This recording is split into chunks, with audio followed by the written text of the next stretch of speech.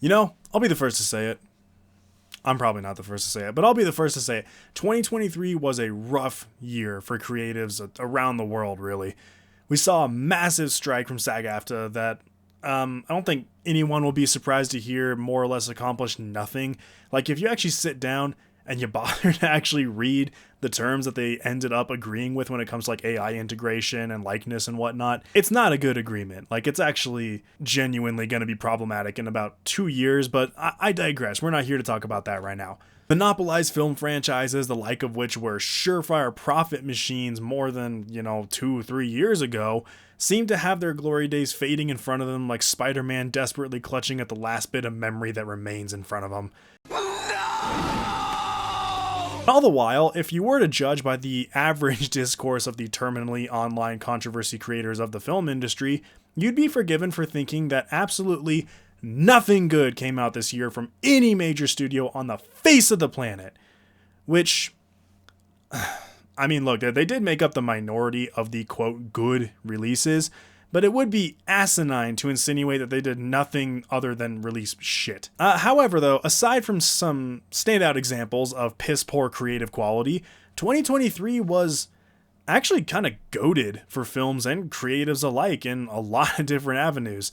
And quite frankly, the failure of the franchise, the movement backwards from all digital streaming, the resurgence of analog and vintage filmmaking, and the all newfound mainstream fascination with sound design, cinematography, and editing really has me excited for the future. And while, yes, I do think the strikes did more harm than good, for indie filmmakers, though, it's nothing but rays of sunshine as far as I'm concerned. I don't deserve these powers, if I'm being honest. Like, what am I even contributing? Even the most casual survey of the YouTube film review scene would have you believe that the vast majority of films that came out this year were just trash franchise films, one after the other, all the ducks in the row, straight headshots. But before I deconstruct how untrue and narrow-minded that genuinely is, there were some truly god-awful franchise entries this year that has a lot of moviegoers hesitant to spring for those $20 plus admission tickets. And it's started this rampant conversation online about the state of the blockbuster itself and franchise films in general. Indiana Jones and the Dial of Destiny, it doesn't shock me by how poorly it did at the box office, really. I mean, I don't know who Harrison Ford is. I don't know what a Mads Mikkelsen is. Like, are these new Fortnite characters? James Mangold, isn't he the guy who directed Les Miserables with Wolverine? Why is he even named Indiana Jones? Like, is that like a famous like city or something? I don't get it, man. Just none of it makes sense. Okay, I am taking the piss with poor Indy. The joke being is that it did pretty much have every single box checked that should have been a guaranteed win. Harrison may be crotchety, but everyone loves Dr. Jones and his return to the brown leather rockin' archaeologist. But it was completely ruined by turning him into this depressed, shitty asshole who has nothing better to do than waste away in his home. Mads is, again, somehow wasted once more as a villain. And frankly, if the name didn't appear in the credits, I wouldn't believe anyone who told me that Mangold directed this film. Matter of fact, even after seeing the credits and watching behind the scenes making of documentaries, I still don't really believe that he directed it, because this is about the furthest thing from the quality of Ford v Ferrari as you can possibly get. If Ford v Ferrari is a Renaissance painting, Dial of Destiny is a turd that I projectile shat onto a damp napkin. It's pretty rough around more than just the edges, and even then the edges are pretty uninviting. But that dial didn't stop spinning once it got past the 1960s and the credits rolled on Mangold's magnum opus. Oh no, it went on to land on the unassuming smile of Hollywood's second favorite troll, Paul Rudd. Now, it's never been a secret that Paul Rudd is little more than like just slightly more brunette Ryan Reynolds, but more like the version of Ryan you'd have very little issue getting to fuck you at your high school reunion party. I'm gonna bang Tim Murphy's black wife.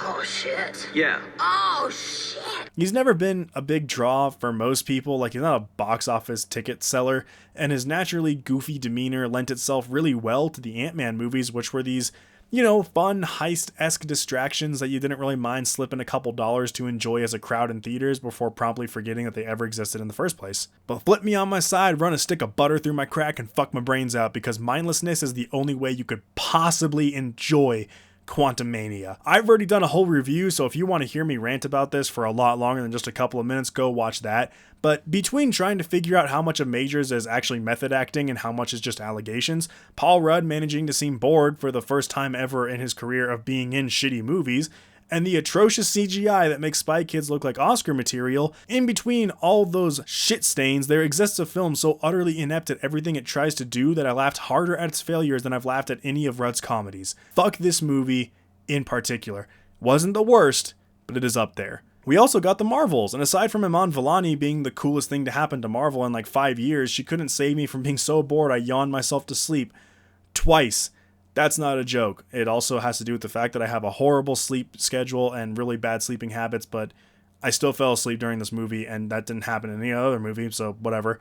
And this is coming from a guy who would drag his balls through a field of broken glass to smell the genitals of the man who last fucked Brie Larson. Anyway, this movie wasn't as horrible as many will tell you that it is, but it was boring as everybody said it was, and I struggled to get through it. But speaking of movies that I really struggled to get through, The Flash. If you want to know what movie was the worst of the year, The Flash. I genuinely asked for a refund at my local Cinemark because I felt like I had completely wasted my time with The Flash. Fuck Ezra Miller. Fuck Warner Brothers for greenlighting this cut.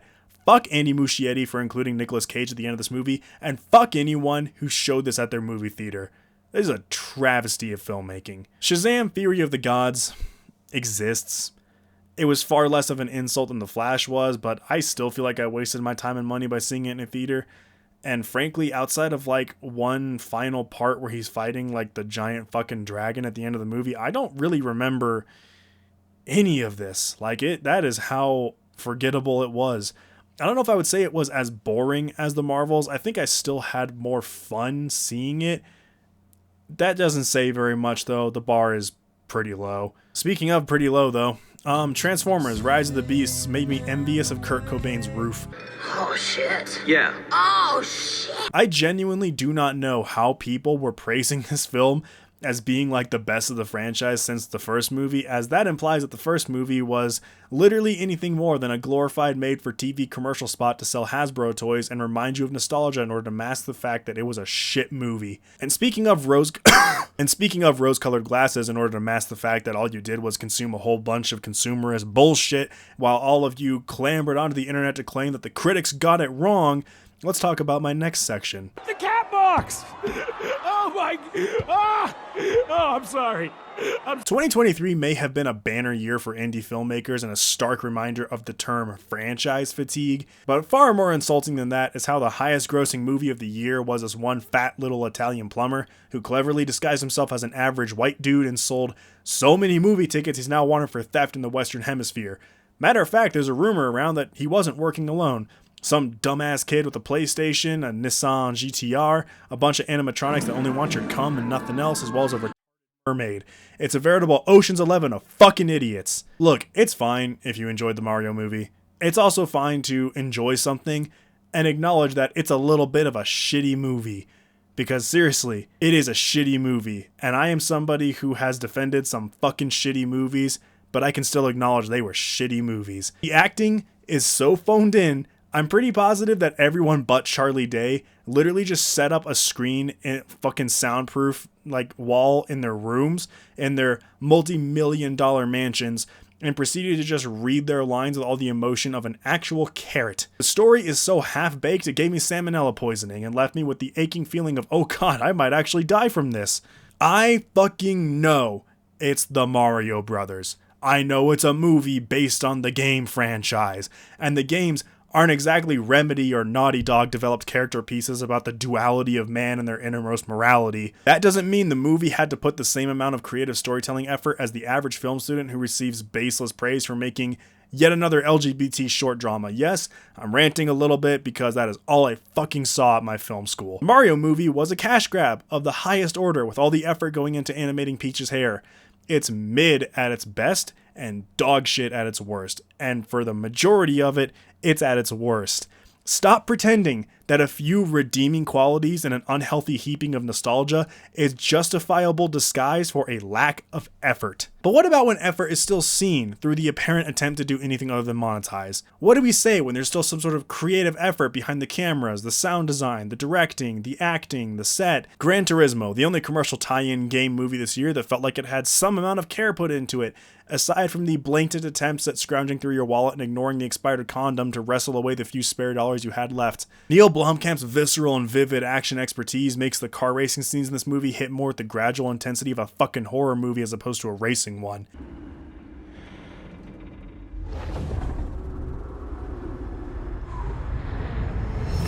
Was that his car?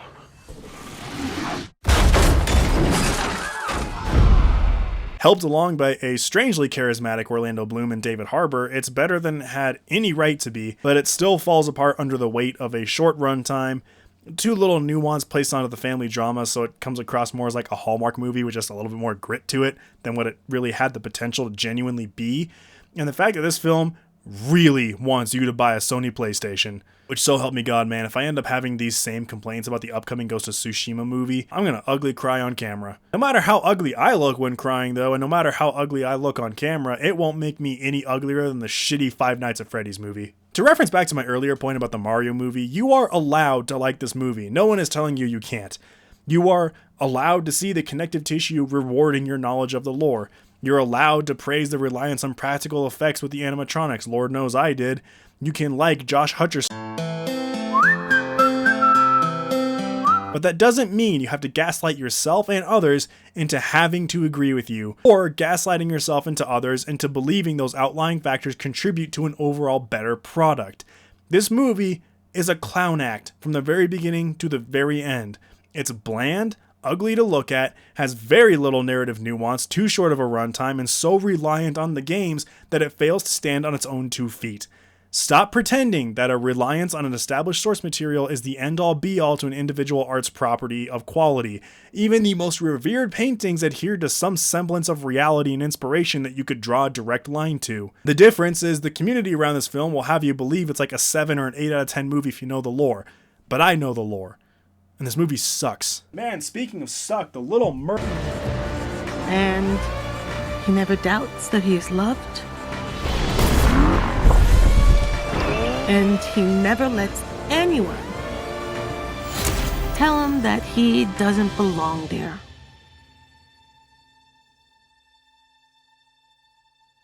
You gotta promise, Miles. I promise. You know what I love? Petting zoos. I love the goat exhibits in particular. Something about seeing something so loved and effective at what it does while giving absolutely no fucks about potentially tarnishing its legacy or reputation because it just knows no one will care as long as it's consistent and cute. And 2023 had one of the best goat exhibits I have seen in several years. Much like its oft-compared brother in the industry known affectionately as gaming, 2023 was a banner year for creators and artists alike taking full creative control of their products and delivering some outstanding works of art that I was all too happy to go to the theaters to see and support. Whether that was a blockbuster shot with a budget lower than a McLaren auction, the happy version of Literally Me, the depressed version of Literally Me, a history lesson that went on a little bit too long, a Black Spider-Man, the return of Yorgos, Nicolas Cage as Truman, proof the French have some creativity left, Keanu Reeves still being based as fuck, and Bradley Cooper showcasing his talents as more than just a guy who wanted to bang Lady Gaga. So also Literally Me. Now we're going to start from the bottom of the barrel. But even if it's scraping the wood of this bottom, that doesn't mean this barrel is not filled to the brim with the finest of spirits. The creator saw the return of a director who's most well known for being the guy who made Star Wars cool.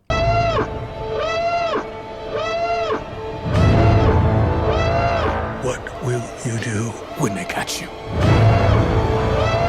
What will you do if they break you? As well as the guy who made Godzilla cool again.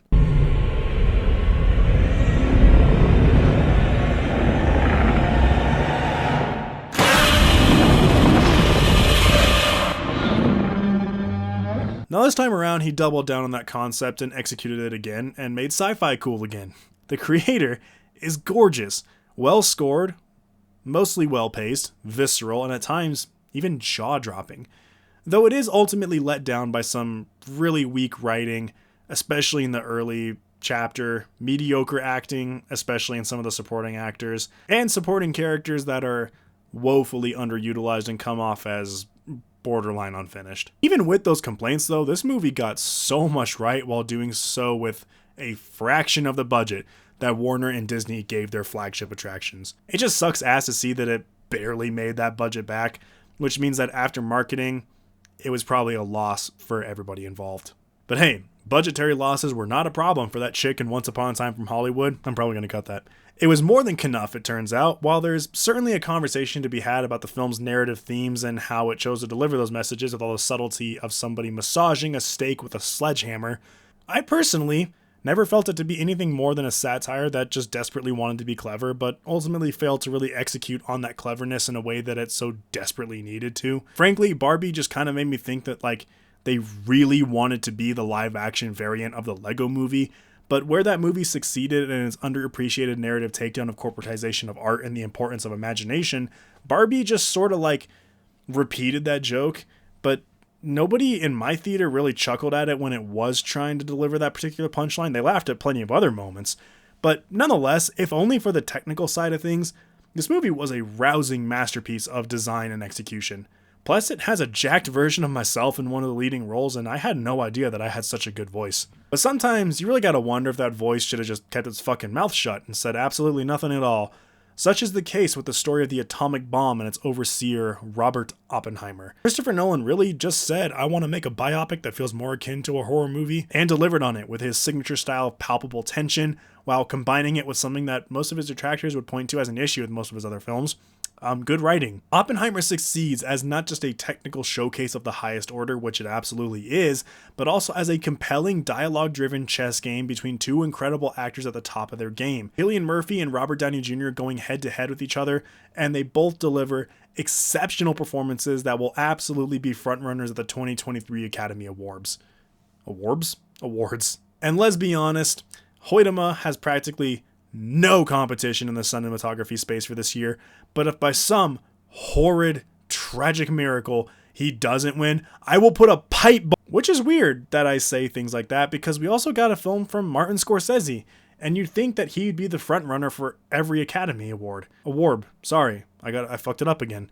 And while it did have no shortage of hype and praise from critics and fans alike, I gotta be honest, I think it's his weakest film since Gangs in New York. Your mouth all glued up with Connie juice, I asked you a question. I mean, that's sort of like saying the Porsche Panamera is the weakest of its lineup, but it's still a fucking Porsche, bro. Killers of the Flower Moon is more of a showcase for Lily Gladstone as a frontrunner for Best Actress of 2023, an award that we all know she's going to win, because the only thing the Academy is more afraid of making upset than its benefactors is the people who will scream they're racist for not giving the award to Gladstone. I mean, they are racist, but I personally think, actually, you know what, never mind. I was writing this, and then I was reminded that After Sun was a 2022 movie, so, yeah, Gladstone should absolutely win Best Actress. However, this movie is about 40 minutes longer than it needs to be, and about 50 minutes longer than it should be. I know Martin loves his long movies.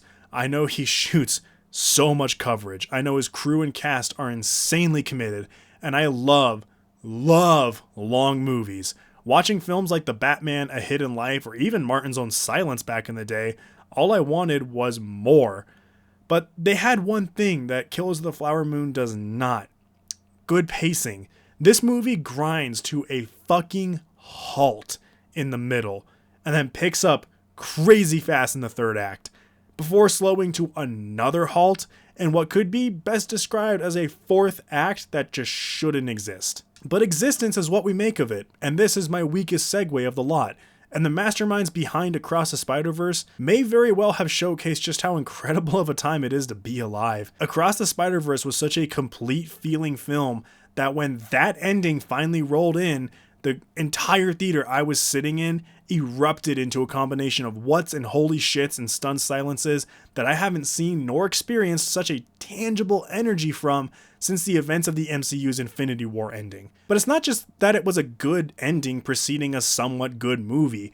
It was an incredible ending preceding a perfect movie that made you salivate for what comes next. With stunning animation, incredible voice acting from an absolutely stacked roster of up-and-comers in conjunction with A-listers that actually bothered to give a shit about their performances, a palpable sense of dread and tension with one of the most intimidating villains in a superhero movie since Ozymandias and Watchmen, heightened emotional stakes between Miles and his family, Daniel Pemberton delivering one of the most banger-heavy soundtracks since Lord of the fucking Rings, and not even to mention that it managed to still be funny without sacrificing the ability to tread water into much more drama-heavy and mature subject matter.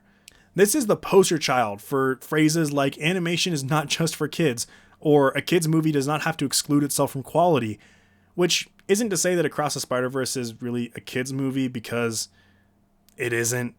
I mean, look, there's a reason this is Letterboxd's highest rated film right now, and why it quickly made waves on IMDb, YouTube, and is the current frontrunner for most of the animation awards for the Academy. Not that they'll ever take the animation world seriously. Now, I don't have as much to say about these next films because some of them I haven't seen, and some of them I want to kind of revisit in the future with longer videos, but they are still well worth mentioning because they showcase what I loved so much about 2023. Namely that most of them would have flown under everyone's radars, but thanks to the implosion of the franchise tentpole films and the underperformance of major studios, they shone so much brighter than they would have otherwise. Poor Things is yet another weird brainchild of Yorgos Lanthimos, a man best known for turning Colin Farrell into an indie darling who fucks lobsters. And while it wasn't my personal favorite of his filmography, and frankly I think it's getting very overhyped by a lot of people, it is still a tremendous film and you should go see it. Maybe. There's also a lot of fucking in that movie. Like, if you're somebody who's kind of off-put by nudity and sexuality on screen, Poor Things will make you supremely uncomfortable, so just bear that in mind. Nicolas Cage starred in one of the year's best films from A24 that is more or less What If the Truman Show was way more fucked up? And I adored it. Honestly, it might be the front runner for my second favorite movie of the year. Bradley Cooper's Maestro was a fantastic companion piece to last year's Tar. If it still didn't quite hit those lofty goals, Cate Blanchett definitely acted her heart out, and I think Bradley Cooper wanted to act his heart out, but felt like he laid back a little bit. Don't know why. The Covenant was a welcome trope flip of the standard American special ops propaganda pieces that we got so used to seeing in the post-American sniper film era. Sisu was John Wick for the World War II crowd and was gloriously visceral. Silent Night, despite IGN wanting you to think it's some racist white savior movie, is actually a reminder that John Woo still kicks ass. Blackberry is the only real contender for Robert Downey Jr.'s award for Best Supporting Actor because holy hell, Glenn Howerton slayed this role. Low-key, I kinda hope he steals it from Robert because this film in general deserved a lot more buzz for award season than it's probably gonna get. Guardians of the Galaxy Volume 3, I already did a whole ass review on, so if you really want to know my full thoughts on it, go watch that instead, but it was, in my opinion, the best of the trilogy, and a welcome reminder that superhero fatigue is not the problem. Mission Impossible Dead Reckoning was on par with Fallout, but ultimately failed to secure a box office dub, which is kind of depressing to think about. Talk to Me scared the shit out of me, loved that movie. Past Lives depressed the shit out of me, hated that movie, but loved it. The Holdovers was one of the most enjoyable nostalgia baits I have ever had and will become a Christmas classic for me going forward. Paul Giamatti slayed it. Killer is David Fincher making fun of himself, which I always enjoy because David Fincher is one of my favorite directors ever. When Evil Lurks was absolutely fucked up and I loved it. I'll briefly mention these other films because I have seen them now at the time of writing this, but I also wrote this script several weeks before I saw these films, so I kind of have to go through them a little bit quickly. Iron Claw might genuinely be one of the most soul-destroying, emotionally distressing films I've seen in a long, long time. I don't think I've really had a movie fuck up my emotional core this hard since... Man, that's kind of hard to say. I'm not sure. It's been at least a few years, but I don't know. Maybe the last time that I felt like a movie genuinely kind of depressed me with how sad it was maybe Warrior from almost 20 years ago now. But Iron Claw, man, fuck, what a movie. The Boy and the Heron was exceptionally well animated and had an absolutely baller story and voice cast. I've never made it a secret on this channel, I'm not an anime person. I don't think I ever will be. And yes, that does kind of tend to skew my perspective of films like this a little bit. But I love Studio Ghibli or Ghibli, however it's pronounced. I don't fucking care. If I said it wrong and you're some anime nerd who's going to jump in here and be like, actually, it's Ghibli. I'm not going to read your comment because I don't fucking care. But The Boy and the Heron was really good, and I do think you should go see it. Rebel Moon. This one hurts because, truth be told, I'm a bit of a Zack Snyder simp. I think that for the most part, he makes movies for people that are on his wavelength, and I think that unfortunately just most people aren't. Like, I will tell you, the director's cut versions of Dawn of Justice or the Justice League movie or Watchmen and all that, I think are genuinely very well-made films, but I get why people don't jive with them, but I do think those people are wrong when they say they're bad movies, because they're not bad movies. They're actually very well-made movies. They're just not for you. However, that being said, I would consider myself somebody who is on Zack Snyder's wavelength for the reasons I just mentioned, but Rebel Moon sucks. I don't know if a director's cut can save this one, unless it's a director's cut that's like an hour and a half longer and somehow fixes some of the atrocious acting, editing, pacing, and music in this one.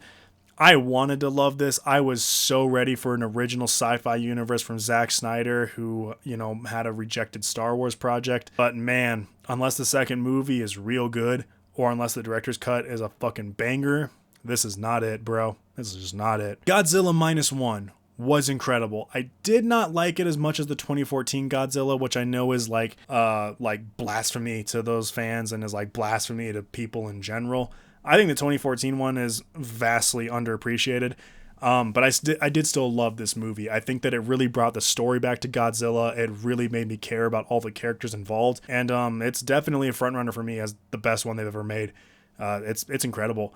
Having lost whatever power he had before. So we try and solve things without being too superhuman. You going to shoot me? Maybe.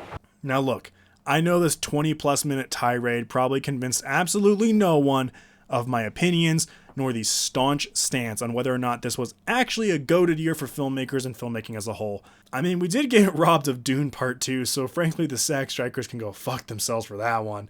But I did promise to bring this whole topic full circle and talk a little bit about why exactly all this fallout of the industry in terms of unions and large-scale studio failures has me more excited to be an indie filmmaker than ever before. I do not want to see Disney and Warner Brothers completely fail. And quite frankly, because I see studios like Disney being more than currently aware of the fact that they do not have a tenable future in the industry if they continue to underperform while paying out the ass for production budgets. I mean, guys, Love and Thunder cost nearly $500 million to produce, which means after marketing budgets, it probably cost more than $500 million. Secret Invasion cost more than $300 million to produce.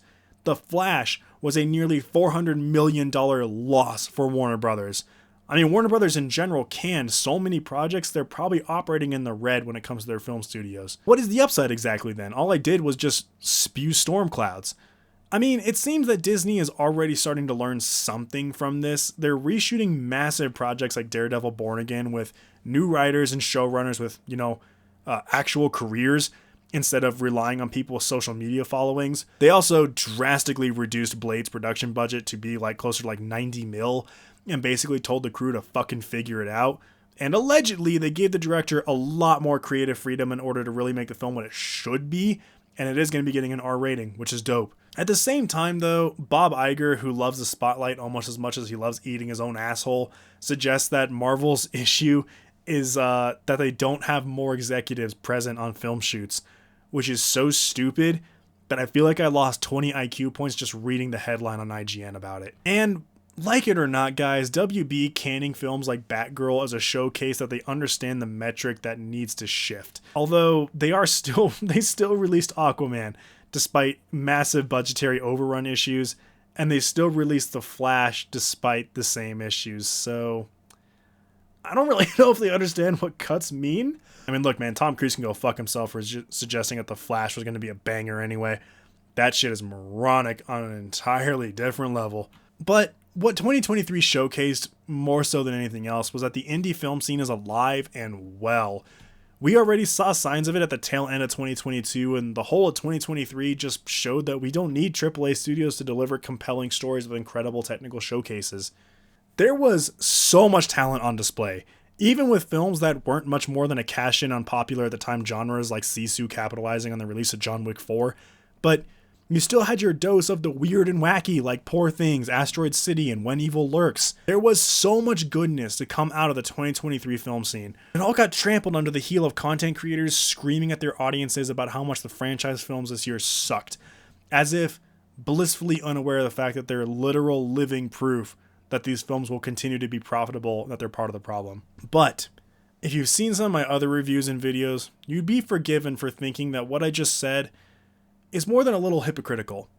The issue being is that I don't disguise the fact that I play both sides of the field. I believe commercialism and consumerism is our two biggest hurdles in the world of filmmaking, and companies like Disney, Warner Bros., and Sony do need to be taken down a few pegs and experience some big losses so they can improve and see the faults in their processes.